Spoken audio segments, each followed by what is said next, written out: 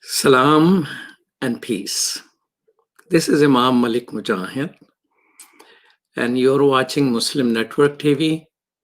We're always there on Galaxy 19 satellite and muslimnetwork.tv, but also on Amazon Fire TV, Roku, and pretty soon on Apple TV as well. You can find us on our social media if you like. The world is moving forward, and sometimes I feel that there is more truth coming on our way. I hope our capacity to handle with truth also increases. One can be a prisoner of history, or history can liberate you. It depends on your intentions. It also depends on through who you are. It depends on how truthful you like to be. I never personally forget how, in a family setting, someone used a slur to describe my mother in front of me, being a child, as an untouchable, daughter of an untouchable. That stayed with me, and that guided me towards research about who my mother is, who untouchables are. And I kept exploring, and my exploration led me to write an award-winning textbook in America, which I attributed to my maternal grandmother because it was her memory which sparked that research. Being an immigrant, you continue to learn about your adopted country. I'm not an economic immigrant, or I didn't come here for money. I actually had a better car and a better house and all the loved ones and a whole lot of other things going for me. But I was frustrated. I was looking for more justice, more democracy, and I was somewhat impatient, I would say. So I read constitutions of the world.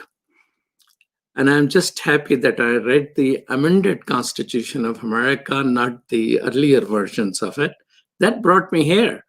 But as soon as I landed, my education began, and I read a whole lot of things and got involved in the peace justice movement. I also learned that, justice doesn't seem to be something static. It's not an apple which you got hold of, you purchased, or you plucked from your garden and you ate it and you're enjoying, and rest of your life you live in justice. Same thing probably cannot be said about democracy. In my faith, Islam, Prophet Muhammad, peace be upon him, has said the faith doesn't stay at one level. You invest in it, it increases. You forget about it, and it goes down. So I feel the same thing about democracy and justice. It requires a struggle and sacrifice, and each generation contribute to that. And for this reason, these things attract me. And one of the things I didn't know about my adopted country, where now I have spent most of my adult life, is the slavery in the North. And I read this fascinating article in Washington Post. Well, one of the things about pandemic is that I have started subscribing to newspaper and paying for what services I get.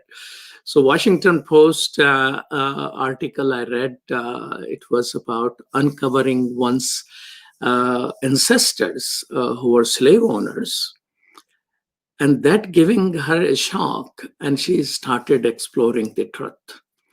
And that truth exploration led me to her. And that article was by Debra Bruno. Welcome to Muslim Network TV, Debra. Thank you. I'm happy to be here. Thank you so much. Debra Bruno is a longtime journalist who, for some reason, writes only for Washington papers, Washington Post, Washington Magazine, and Washington Lawyer. Although she is from Hudson Valley, New York, but Washington seems to fascinate her. Her interest includes health and science, culture, travel, and history. A recent article in Washington Post has caused many readers to examine their own ancestry and the history of slavery And for this immigrant, it has involved the history of its adopted country. Well, thank you so much for agreeing to be on our show. Oh, I'm happy to talk about it. I love talking about it. All right. You just don't seem to love talking about it. You seems to love researching very thoroughly as well. The research has been fascinating. It really is like digging deep and deep and jumping into a rabbit hole. And then once you jump down that rabbit hole, you find more and more, and it's very hard to stop. It's very hard to stop. I'm especially fascinated by sort of looking at old census records, at old last wills and testaments. There are ways that you can learn bits and pieces about people from the past that, these days it's become easier and easier to do that these days. So that's part of what I've been doing. It seems that looking at your article and the comments below that, it seems you have started a movement and people are coming out in some ways. Yeah, well, what surprised me actually was that when I started doing the research, what I learned was that even very well-educated, very well-read Americans really didn't know anything about slavery in the North and in New York State. And it's been changing to some extent. In other words, New York City has done a pretty good job of exploring its own past in terms of slavery. But upstate New York, the Hudson Valley, which is where I grew up, has been a little bit slower in kind of coming to terms with that. And so I remember years ago telling a friend who was a historian who had written a book about slavery that I was very interested in looking at my Dutch ancestry. And she said, well, they were probably slave owners. And I said, no. My family... Just like that, a straight answer. She said they were, and she was correct. But what happened was I denied it in the beginning because I said, no, we were poor. We were farmers. We didn't have any money. We never came from much. And so how could we have slaves? And I think I was imagining the giant plantations of the South with hundreds of people enslaved.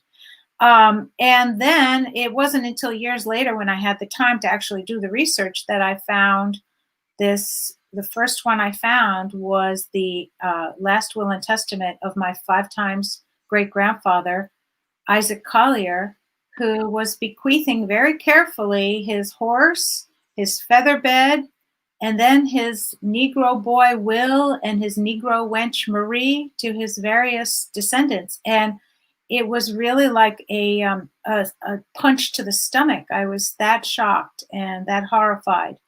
Because Collier, his name, was my grandmother's maiden name. So this was very close to home. And at that point, I just dug into the research and couldn't stop myself. I couldn't stop, looking and looking. And when was that, when it began like that? That was about 2 years ago, maybe a little bit longer. I've been doing this pretty much nonstop for a couple of years. So it's been really a passion. So tell me, let's 101 about the Hudson Valley. How far is it from the New York City? Because most immigrants don't know New York City where it is. They don't know how far it goes. Right. Well, the Hudson Valley, my town is about 2 hours north by car from New York City and about an hour south of Albany. So it's sort of midway between Albany, the capital, and the city. But it's, still a fairly rural area. It's still not highly developed. These days, of course, New Yorkers are finding vacation homes and second homes up in that area, but generally it's a pretty quiet area and never had great population, which is why I thought that slavery didn't touch us. It didn't have anything to do with us. So that's why I was shocked. So slavery, you mentioned in your article that slavery was there in New York for 200 years. Was it focused on the Hudson Valley or it was all around? Well, the New York City was one of the giant areas that had slavery, and the percentages were pretty high there. The Hudson Valley, because this is where the early settlers started, some in the Mohawk Valley, so the Mohawk River goes west from the Hudson, and then some in the farms and the Catskills, anywhere where people would need the labor. But generally, in upstate New York, it was centered around Albany, the capital, and then the Hudson Valley. So that's where most of the slaves were kept. So so the general knowledge that slavery is the great white north who is so great and so liberal, that they thought the slavery in the south is bad and they need to do something historic by liberating them, is just a myth. No, it's not a myth. I mean, the North had a huge role in ending slavery. I mean, the North fought, for the Union and did, sacrifice many, thousands and thousands of men in the Civil War. And New York State was very big on the Underground Railroad. So those things are certainly true. But unfortunately, that positive fact has kind of superseded all other facts. So that kind of overwhelms the narrative. That narrative exists, but on top of that narrative is a narrative of slavery where especially before the American Revolution and during and just after the American Revolution, many, many New Yorkers were doing everything they could not to give up their slaves. And as a result, New York State had a 30-year period of what I call the twilight period of slavery, where they slow-rolled slavery. They did a slow, gradual emancipation so that a child could be born after July 4th, 1799, which was the official end of slavery. That child could be born and live the first 25 to 27 years of his or her life as an indentured servant, bought and sold as if they were slaves, and treated pretty much the same as a slave would have been treated. And then finally would be emancipated. And then the age kept changing, but it was around the age of 25. And then they would be free. But it was a slow process. And if you were born before that date, you weren't emancipated until 1827. So that was a very long time to be living in slavery, even though technically slavery was ended. So was New York at that time a hub of liberal thoughts? How was New York at that time? I think there were two factions: the abolitionist faction and the anti-abolitionist faction. And the anti-abolitionist faction was fairly strong. Abolitionists were at great risk a lot of times to sort of fight. And of course, there was the Fugitive Slave Act, which meant that you were required, if you knew that there was a fugitive slave, you were required to turn them in by law. So there were a lot of legal reasons why people would either look the other way or aid in kidnapping escaped slaves and returning them to their owners. So there were two factions, and so it was a real kind of stronger battle, I think, than people realized. The other thing that's interesting about slavery in New York is that people felt that because it was of smaller scale, it was more benign in some ways. And it's certainly true that many of the enslaved people lived in the homes of their owners, or they lived in the attic or the cellar. It wasn't necessarily comfortable, but it may not have been as harsh in some levels.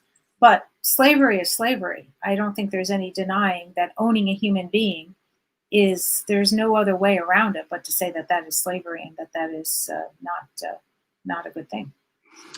Title of your article includes a subtitle which says, "Would connecting with a descendant of those who were enslaved bring anyone healing?" with a question mark. How do you feel about it now? Well, I feel as if it was a great gift to connect to this woman, Eleanor Meyer, who has become a friend, and we are genealogy detectives together. We text and email constantly, and we're always uncovering little tidbits. And we're mostly focusing on her family because her family is so fascinating. So it was just this wonderful serendipitous moment where I put a call out to a Facebook site called "I've Traced My Enslaved Ancestors and Their Owners." And you had to be invited to join the group, and you have to be respectful in the group. But I just put out a very vague call for anyone who had any information, saying I was descended from enslavers in the Hudson Valley. And that's all I said, Hudson Valley, very vaguely. And within 24 hours, I received an email from Eleanor who said, I'm descended from slaves in Coxsackie, New Baltimore. And that was just, it was just shocking because I had not said the town, and that was exactly the town I was looking at. And so it turned out that her ancestors were connected with mine. My ancestors owned her ancestors. And I said, well, I feel terrible about that. And her response was, you shouldn't feel terrible. This wasn't you. This was your ancestors. She said, if you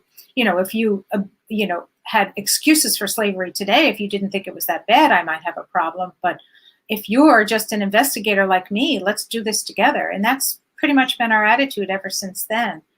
And it's been a wonderful exploration. I enjoy trading information with her every day. That particular response, I especially read a couple of times. Isn't this great to meet a great human being? She's a wonderful human being and really interested in all of this. So she was lucky as well because she had a distant relative. I think she was the wife of a distant cousin who got very excited about genealogy and years ago did a lot of research. So she had this information for a few years, but she didn't really know what to do with it. And so we kind of put the two things together and added it up to doing more on that. So that was wonderful. And it also was wonderful that we were able to visit the grave of her ancestor, Mary Vanderzee, who was this remarkable woman. And we could pay our respects at the very site where she was buried, which was just a wonderful experience as well. You're watching Muslim Network TV. This is Imam Malik Mujahid, and I'm talking with Debra Bruno, who has written a fascinating history, a journey in the world of truth. Not easy, but liberating. We'll be right back after these messages.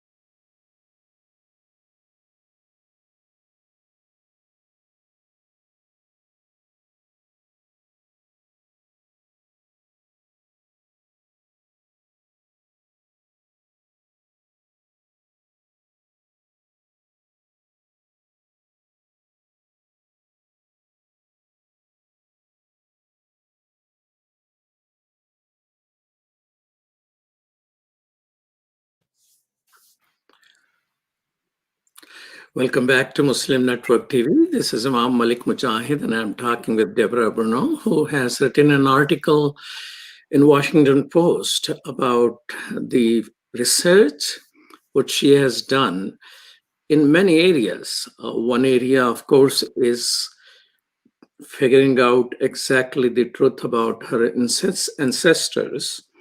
If they were slave owners, yes, they were. And who were these slaves? And she discovered them and developed relationship, which is ongoing. And the third area of questions she has raised about why the slavery in North is not part of a common knowledge in the United States. I mean, if you have ongoing research and ongoing relationship, of course, you got text messages which may get accidentally deleted. You have email exchanges. But one component of people knowing anything about what's happening is video. Are you video recording this giant research and conversation? Because I like to see it to become a documentary of some sort, so because your purpose is education. Wasn't that the article in Washington Post have something about a history lesson or something? Yes, history lessons. That's true. Well, I did there. That is definitely a possibility. I've been talking to a few people about that. So stand by for that. More information there. We'll yeah, that is going to be extremely important to keep recording what is happening, whatever happened, but those exchanges, those things cannot be reenacted as a drama, because this is not a drama. This is a thorough research and learning which is taking place together. So I'm glad that you're keeping an eye on that. Debra, tell us, what type of feedback are you getting from people? I mean, of course, there are hundreds of comments below your article, but people are approaching you as well. What type are these? How you define the reaction to this? Well, I think for the vast majority have been positive. You do get the occasional people who argue, oh, why are we talking about this now? This is the past, and you shouldn't care about what your ancestors did, and this has nothing to do with today. But I think for the most part, most people have had a couple of different reactions to the article. One is, I had no idea this was true, and I thought I knew a lot of history. People who've written to me and said, I was a history major, I love history, I still didn't know this.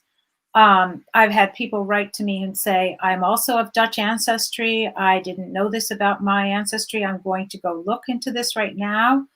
I've had people who say, I just love the story of the friendship between me and Eleanor, and I hope that that continues. So I think that there have been mostly wonderful and positive and very encouraging reactions to it. It's really given me hope that I can continue to do more writing on this and to do more research on this, because this is really in lots of ways the tip of the iceberg, just the very beginning of what I think I'll be able to find out. I would like to quote something and hear your reaction to that. You write that growing up in the North, I would rarely thought about slavery, and the civil rights struggle of the 1960s seems as distant as moon landing. But suddenly slavery was as real as the rolling hills beside the Hudson River that flowed past my parents' home. Why do you think slave ownership of the North remained hidden for so long? I don't really know for sure why. I do think that it was counter to the narrative of the North as the good guys. The North was the saviors of, slaves, and, ended, and New York State did end slavery without a war. So there is something positive about that, of course. But at the same time, I think that it just didn't fit into the positive narrative that we have in this country. As you know, we love a strong, positive narrative of good guys winning over the bad guys. So I think that narrative overwhelmed the older stories.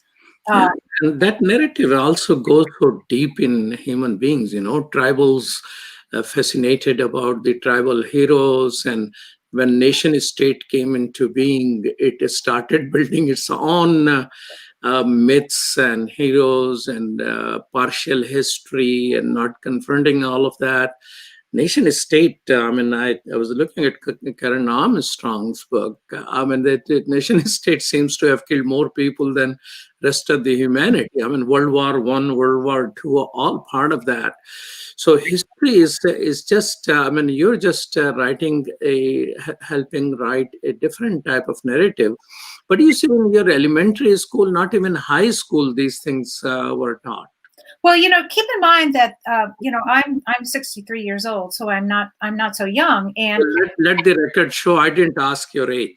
Well, that's okay. I'm not ashamed of it. But what I was going to say is, the civil rights movement was really sort of happening at the time that I was growing up, but the textbooks weren't really changing at the same time. So I didn't really have a strong civil rights education, even though it was happening around me at the time. In other words, the schools didn't focus on black lives at all, really. I learned a lot of this on my own. I read quite a bit, especially in high school and in college, because that was something that interested me. But it was a slow progress. So did I learn about the Civil War? Yes, but just really kind of very generally, and so I think that this was enough of a subset of education that I could see how it could be skipped over to that extent also. But I've heard since my article came out from some teachers in upstate New York, and who have showed me some of their curriculum, some of their pages from their textbooks. And it is included. It's not a big part, but it is definitely included in the textbooks today. So I think that there is progress being made, but I didn't have it. Yeah, I was assuming that, because when I see how sincerely and how boldly non-blacks are participating in Black Lives Matter protest. And sometimes in some places they are the only one. The dominant. So I was thinking there is something in educational process which resonates with the social media information. Of course, if when you see somebody's knees until that guy, George Floyd, leaves this world, I mean, that itself is enough education, but it is connecting to some prior knowledge that people are, that is sort of becoming a lost straw of information, which is helping people come forward and march and react. So educational system and textbooks probably revised. I wish it could be that good for other narrative, which sort of hurts other people, like as a Muslim community member. I mean, a lot of Islamophobia is coming from the textbooks. 25% of the people in the school system who are Islamophobic actually are teachers, according to surveys. So some Dalit people, because my ancestry partially is with untouchables of India, they were looking into the textbooks in California, in which there was some mention of caste, and some Brahman high caste people were trying that to be eliminated from it. And they engaged some Muslim community whose history was also being mismanaged. And I saw there is a huge politics behind what gets into the textbooks, but there seems to be a positive trends. I hope those trends will make our generation more informed, better informed, and moving forward with the truth instead of absence of it. Where there were slave owners, were there slave owners, you think, who thought they were engaged in sin? Because you write, about your ancestors. Here was a man, who otherwise seems to be very diligent about how he was dealing, except he has no idea about the sins. The word sin which you use, there were some preacher at that time who will describe this as a sin for people? Because most of the preachers who are controlling religion in some ways. I think it depends on the group. I think the Dutch Reformed Church didn't necessarily see slavery as a sin at the time, and many of my ancestors belonged to the Dutch Reformed Church. They did welcome their slaves into the church after a certain point and baptize them in the church, but they didn't necessarily equate baptism with emancipation.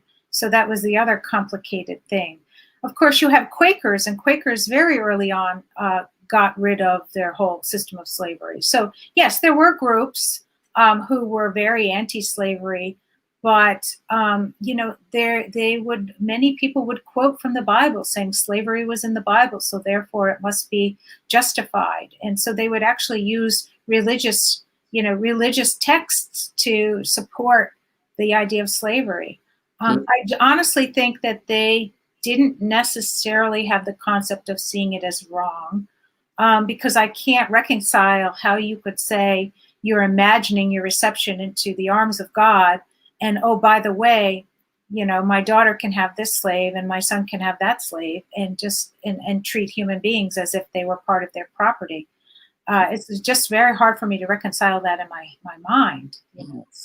Well, as a Muslim, I must tell you that I ended up writing a article about slavery and how Islam dealt with it, because ISIS was trying to revive slavery using some ancient text without realizing that how big of a movement it was against the slavery itself. So the people, always, come up in our time and age. And I was surprised when President Carter, I was present there when he said, I forgot what is the number he said, then in Atlanta, how many slaves are, how many people are sold right now per day into some type of human trafficking system, which end up, so human beings are always, one or the other way, control of human being taken to the level which has become slavery. Whether it has a name slavery or not is a different perspective. Right. You're Human watching trafficking is network basically TV. the Go same ahead. thing. Go ahead. No, I was just going to say human trafficking is the same thing, really. Yes. Yeah. You're watching Muslim Network TV on Galaxy 19 satellite, muslimnetwork.tv, Amazon Fire TV, Roku, and we'll be right back after these messages.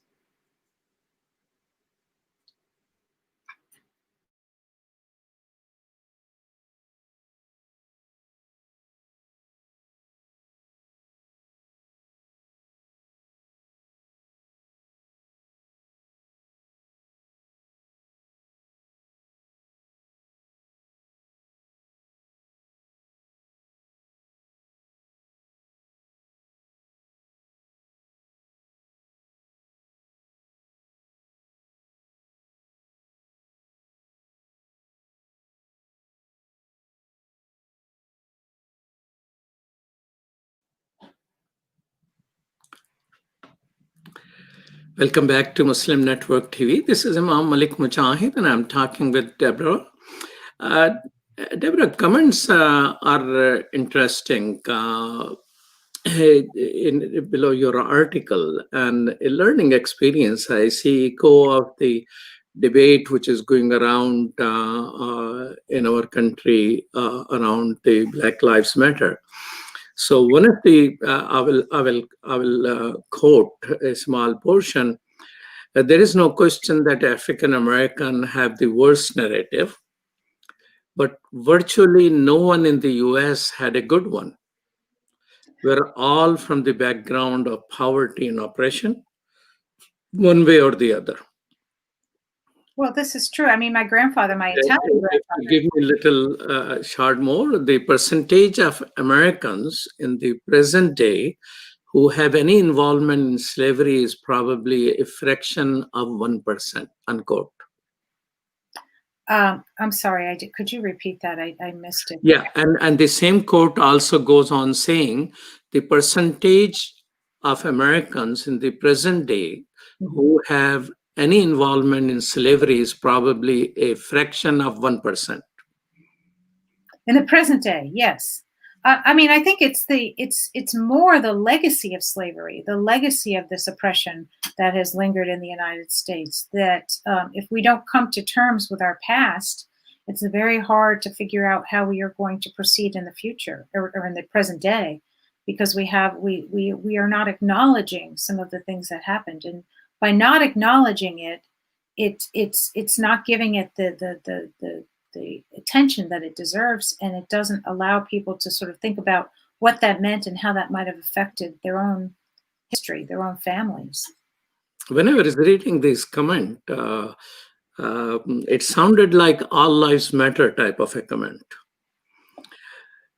Well, I recently saw a sign that said, all lives matter. If all lives matter to you, then Black lives matter. So I think that that's an interesting point. Of course, all lives matter. But I think that by saying that and not acknowledging that Black lives have had, a harder road, then you are missing, I think you're missing the point, really. I think too many people thought Black lives did not matter enough. So that's the problem. Yeah, but comparing slavery with a free person's poverty itself seems to be a a very problematic construct to me there. Yeah, I don't know if I want to do the equivalency discussion. Yeah. I mean, yes, everyone has had struggles. Many immigrants to this country have had struggles. My Italian grandfather came over with no money, with no language. He did not speak English. He just wanted a better life, and he managed to become, a successful. He had 4 sons, and he had a good life, but it was not an easy struggle for him. Many people have those kinds of stories in their family, and many people have advantages, and sometimes those advantages are because of the color of their skin. Um, well, one of the things I hope that it gets as much focus is the Native Americans. I mean, thanks to the struggle of African American in our country, we continue to liberate ourselves from some part of the history, continue to learn, continue to bring those things. What happens to Native people who, Yeah. Well, in New York, knees on their neck? Where are those well, stories? yeah, in New York, in the Hudson Valley, many of them just were killed by disease brought by the settlers, and many of them moved. Some of the early history accounts that I've read have talked about fights and battles and massacres on both sides, and it's a pretty hard thing to read. I need to look more into that. There's one story of Isaac Collier having fought off an Indian attack. So a Native American attack. So I think that, there are stories of those early days in the early settling days when, the Native Americans, felt as if these new people were on their land and they didn't, care to have them there. And so they would attack. But I really, that history, if my early colonial history of my family is hard to find, finding information about Native Americans is that much harder. It's that much more buried. You mentioned that there were some attempts in the Hudson Valley, if I remember correctly, to enslave Native people, but they escaped. Right. The Native people didn't, they were pretty good at escaping. And then, the labor was also, part of the labor was indentured servitude, which came from, came from Holland or came from other countries in the old world. Those indentured servants sometimes survived and sometimes they died very, very young. The death rate of young boys who were serving as indentured servants was extremely high. So it didn't work out for the slave owners to try to do that too much. So are you aware of some people who are looking into the history of, bringing it to life the way you have brought this part of the history to life? Is the Hudson Institute interested, which you mentioned, is preserving the part of that slave history in that area? Are they interested preserving the part of the Native American history in that area? The Native American history, I don't really know. I mean, sometimes it's sort of siloed. Each group has their own specialty. But you raise a good question. I don't think there are other people who are writing about both slavery in New York and also doing it through a personal story and personal research. There are books, there are wonderful books about slavery in New York that talk about the history. There are wonderful books about the slave trade in Rhode Island, which are very powerful. And there's a wonderful book by a writer named Edward Ball, who writes about his Southern slave-owning family, Slaves in the Family, it's called. And his book won a National Book Award a few years back. So there have been narratives like that, but very few people have written that kind of narrative about the North. And that's my goal, is to write more about that. There seems to be a level of silence, if not necessarily an outright denial, on the other side as well. I mean, Eleanor grew up hearing, and I quote, there had never been an enslaved person in that branch of the family, unquote. As you're exploring, are you finding more and more of that? Or people don't want to look back into that, and it is of course a matter of pride for some, right? Yes, and well, I think it's also the people I'm encountering. It's a little bit of a self-selected group because obviously these are people who are interested in doing research. But I thought that was one of the more interesting discoveries, was that her grandmother who Eleanor describes as a proper New England lady, very formal, very interested in education, felt that to acknowledge that there were enslaved people in this New York branch of the family was something that was not to be proud of. And so she denied it. And it was interesting, too, because that branch of the family went on to be quite noted. James Vanderzee, who was a famous Harlem Renaissance photographer whose photographs are in the Smithsonian today, was part of that branch of the family. So they have some wonderful people in that family. But, I think that, there are a lot of people even today that would rather not explore that history. They would rather move on from that. And I can understand that. Not everyone is interested in talking about how their ancestors might have suffered in a kind of a demeaning, degrading way. It's not a happy story. Let's talk about Eleanor a little bit. I mean, your partner in search for the truth there. And when you try to approach in a odd way, she says, quote, I quote, "You had nothing to do with it." Yes. To me, if you perpetuate the myth that slavery was not so bad, you should feel bad. Otherwise, there's nothing you could have done. That's true. There was nothing I could have done to change history, but I do feel as if it is a kind of a reckoning, a reconciliation maybe. I struggle with the right word, but I do think it is part of my role now to tell the story. This is what I can do today, is tell the story. Not pass judgment on it necessarily in too many ways, but just to make sure people know is the most important thing I can do. Well, I do want to pass judgment because obviously slavery is wrong, but I don't feel personally guilty. I feel sort of horrified that my ancestors did this, but obviously I am just a descendant. Were you comforted when you heard that? Did you cry when you heard that? I was very moved. This was just a very powerful moment. I felt as if she and I could really work together when we started talking, because I realized that she is extremely open-minded, extremely interested in many, many things. She loves all sorts of history. And, we're always trading information and funny little stories. The other day, I sent her a little text and I said, "Did you see that Sojourner Truth, who was, of course, a slave of a Dutch family in New York State, she's on the cover of this week's New Yorker magazine." And I sent her a note saying that. And she sent me back a picture, and she was a picture of a street sign that said Sojourner Truth Way. And I said, "Oh, that's interesting." And then she said, "No, I stopped my car to read your text, and I looked up, and there was the Sojourner Truth Way sign." And I said, "Oh, she's calling to us. She wants to be part of our story." And that's actually an interesting point. We both feel as if the ancestors are calling to us and asking us to tell their stories. There's another wonderful story as well. I got one of my emails was from a novelist who lives in New York, who had created she writes historical fiction, and she had created a story around Mary Vanderzee's granddaughter, who was also named Mary Vanderzee, who was a seamstress in New York.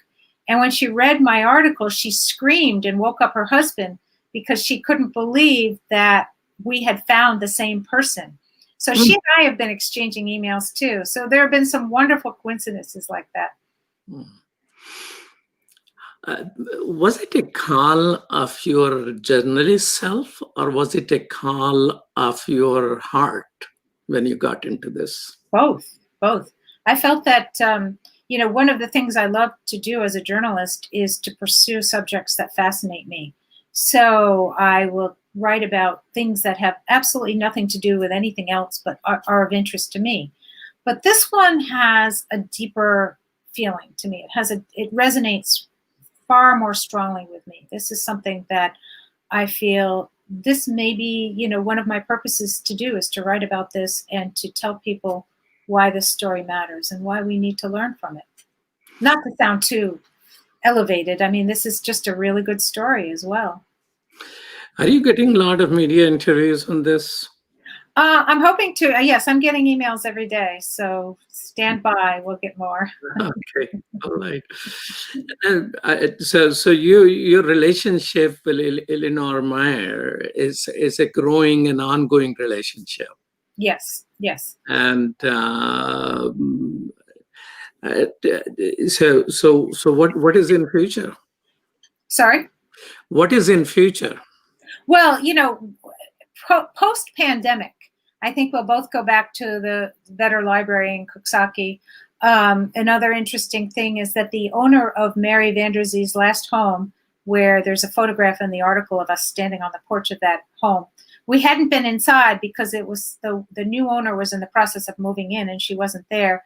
She has invited us back. So I thought we could go back, visit her home, see her home inside, and just spend some more time doing research in Coxsackie. We need to look in more cemeteries. We need to find more of her ancestors, find out where they're buried. Mary Vanderzee's father, who was the person I really featured in the story, but her father was a slave. We think he purchased property, and we think that his property is still standing today too. So we have all kinds of investigation like this to do. Mm. You want to know their stories. Their stories have been hidden for so long. It's important to tell their stories. Mm.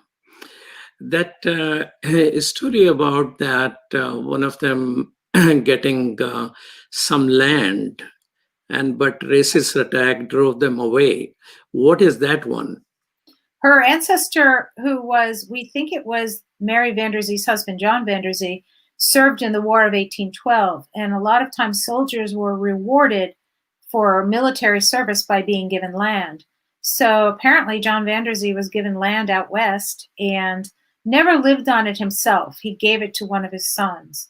But when his son went to move there, he was driven away. I don't know the full extent of that story. But there was another story of one of Mary Vanderzee's sons, Thomas, who was a boatman on the Hudson River. And he was, I think, in charge, a captain of a boat. And he took that boat down to New York City and was immediately arrested because they assumed a black man driving a boat must have stolen the boat. So he was arrested and charged, and the owner of the boat had to come and get him out of jail because he was just unfairly accused.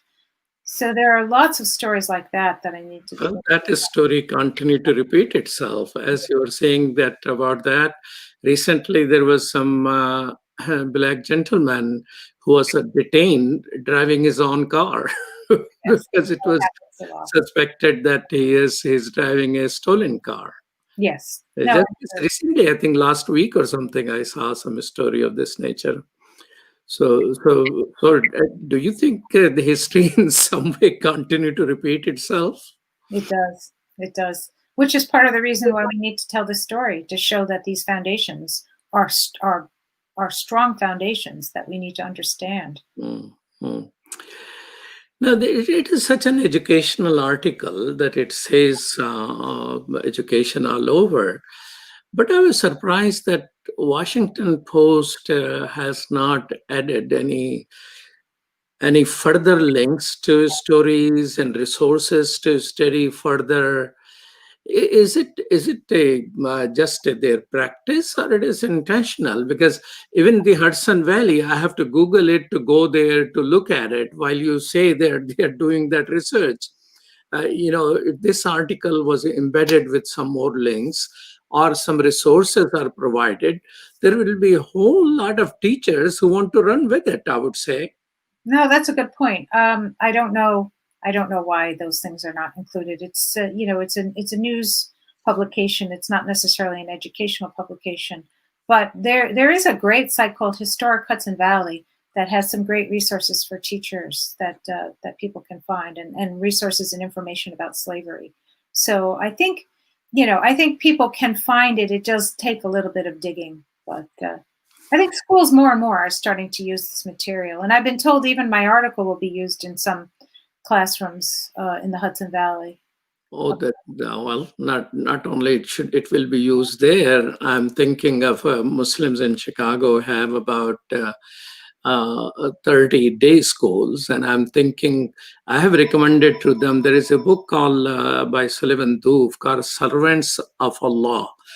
It focuses on slaves who were Muslims who struggled here in practice of their faith.